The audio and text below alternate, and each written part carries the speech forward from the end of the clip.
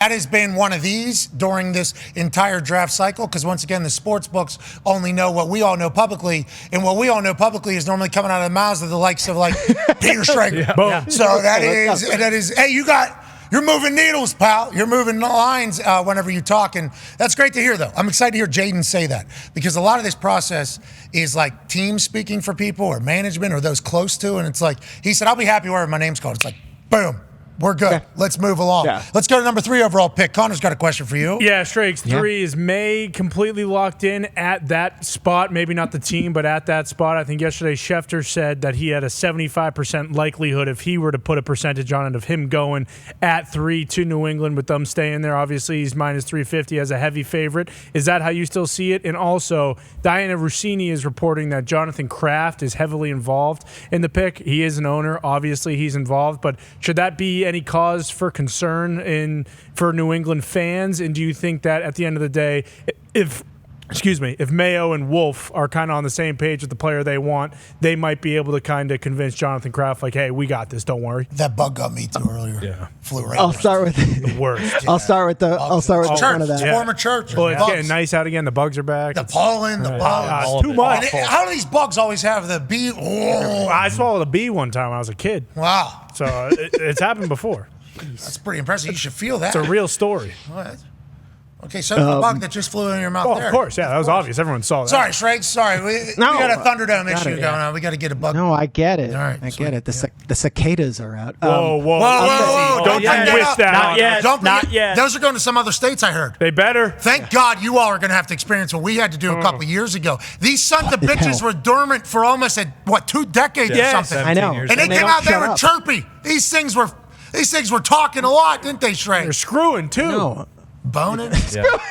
They are, Shrake. They're saying it's going to be a historic year for them. No. Not for our state. Oh, yeah. No, send it to another state. It's going to be the worst. Make these assholes They're coming. in the other states that were, how loud could the bugs be? You have no idea. You have no idea how loud these little bastards are. Yeah, 2 different batches this summer. You got to In Indiana? I think it's everywhere. I'm buying a flamethrower. That's it. I don't think we should be doing That's it. They don't live. Did you see the end of Jurassic Park? Yeah. Didn't they? Which one? Right? Didn't they? Wasn't that the essence of the entire story? The last one, it kind of sunk, but they did torch those big they did the bug. cricket bugs. That's and what we're it doing. ruined everything. That movie was so bad. It was awful. I'm not getting it. Sorry, Shregs. It was. Let's get back to the Patriots. Sorry. Number 3. No, I was going to talk about Jurassic Park 11. I have thoughts. Whoa, Is that the newest one where they lit the things on fire? That's the only Jurassic Park I've ever watched, and boy, was it horrendous.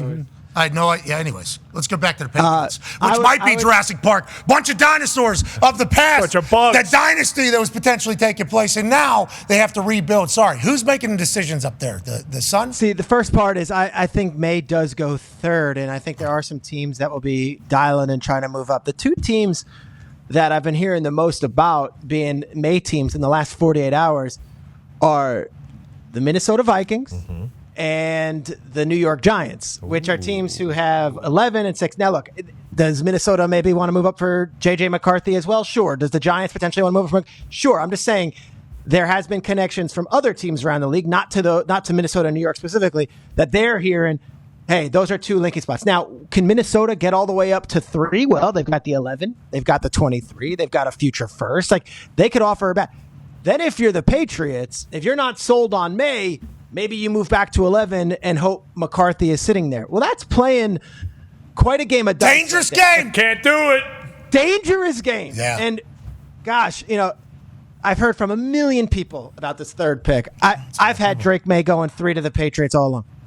The latest thing I've heard, and now Diana said that, Kraft might be playing a role, Jonathan, and maybe this is his opportunity to really say, hey, I'm the man. I'm getting involved. We've got Bill's finally out of here. I'm making documentaries. Yeah, we get it. Doing documentaries, and then I'm saying, wait, we were disappointed with how. Okay, all that fine. Yeah, we own the documentary, but that's happened before to others as well, I think. Sure. I would say, does Mr. Brady make a call and say, hey, guys, this Michigan kid, I'll tell you what, this Michigan kid, he's got what it takes, and I'll tell you, the Michigan Mafia stars. I don't think Brady's calling anybody and making anything, but this is what happens 48 hours from the draft. People are like, don't forget the Brady-Michigan tie and Brady and Robert and how tight he is with Kraft. And if Brady really wants to go to bat for McCarthy, does he have a voice in this thing? And I'm like, I don't see it. I think it's Drake Maye number 3 or someone else trades up to get him. But gosh, if they start getting cute with this thing, this is going to get really interesting. To me, you need a quarterback. Take Drake Maye. He's 21 years old. Build around him. And let's call. And you got Jacoby Brissett, who's played meaningful football before. He'll be able to get you. Nobody's expecting you to win a Super Bowl this year. Nope. I mean, if you do, good on you, Coach Mayo. Everything would be on the up and up if you did. But everybody's saying Drake's a project, but everybody's a project too. Mm-hmm. So it's like I don't know where the line is drawn. But if Tom Brady's calling the Kraft family and saying, and I'm not saying he is, but that's what people are now theorizing. Like if there's a McCarthy to the Patriots tie, it's because But that's a draft in a nutshell, because with pick 4 and 5, for instance, the Colts could get involved with that strictly because the owner. Harrison. Yes, bingo. Yeah. So question there. Tone has one for you, Shrey. Yeah, Shrey, I think it's widely well known potentially right now that the Cardinals are definitely shopping number 4. Do we know, are the Chargers also shopping number 5? Do we have any clue what the Chargers are potentially doing at 5? Tone, I love you. I don't know if the Cardinals are shopping or listening to those. And I think there's a distinction there because they're the type of team that, and I think Schefter was wonderful this week reporting on it, they're not the ones who are going to be on the phone until actual draft day, and they'll answer and they'll figure it out and they'll maneuver. In Arizona 4, fine. Chargers is interesting. So you got a new GM and Joe Ortiz, obviously, but it's Harbaugh's team. And it's like, what are the quarterback needy teams? Well, you've got 11 Minnesota. 12 is Denver. Would the Chargers trade within the division and give Denver the opportunity to move up to 5? I don't see it. I don't see them giving a division rival a trade partner at 5. And then 13 is the Raiders, another division rival. I don't see them doing that. So for the Chargers, the obvious connection is 11. And if you're Harbaugh, who, by the way, did have multiple interviews with the Vikings, and I don't know where that thing worked out a couple of years ago, but if you're Harbaugh, you'd much rather make a maneuver with the Vikings in the NFC North if they're looking for a quarterback. And also, you'd much rather put J.J. McCarthy, who you've said is the greatest quarterback in Michigan history. You'd rather put him with a team with 2 Ferraris at wide receiver, 2 offensive tackles already in Minnesota, and an offensive play caller in Kevin O'Connell, and Aaron Jones in the backfield. That's a good position for McCarthy. You put him there and you figure out that trade at 5 and 11, as opposed to saying 12 and 13, where I'm going to put J.J. McCarthy as a division rival and then also give them an opportunity to play him twice a year and beat me twice a year. I don't see that. I didn't even think about the angle in which you laid that out there. How many times have teams accepted the worst offer? A worse offer to keep. It might happen. Yeah, legit. That's how business go. Choosing not to let somebody else benefit from a deal, especially in your division, is not a bad idea. That is interesting if we go back into history and we hear about these draft night trades. How many other offers were up there that we hadn't heard about? I remember Detroit traded with Minnesota in the Jamison Williams deal. That was a couple years ago. There's very few. Last year with Patriots Steelers, the Steelers got the tackle ahead of the Jets. Yeah. I agree. But what I'm saying is, how many teams have offered a package to a team that is much better than this one, but this team in division, this team not in division, just being nah, we're actually going to do this. I would like to hear what some of these were. Yeah. Throughout history that never get announced or never heard. What were some teams willing to give up to a division rival to make it? It's really good. Yeah. It actually sounds like a good 30 for 30 or a documentary, the trades that weren't. Yeah. Could you imagine if this happens in the division? Because there has to be nothing worse than somebody staying in the division and then just cooking you. Yeah, absolutely doing it. This one is the next level with Harbaugh's relationship with McCarthy. So it's he's been saying he's the best quarterback in the class because they're at 5. He would love for 4 quarterbacks to go 1, 2, 3, 4 in front of him in this entire thing. So there's always some maneuvering. Let's talk about a little bit deeper in the draft. Tosh Schmidt has a question for you, Shrakes. Yeah, Shrakes, more towards the back half.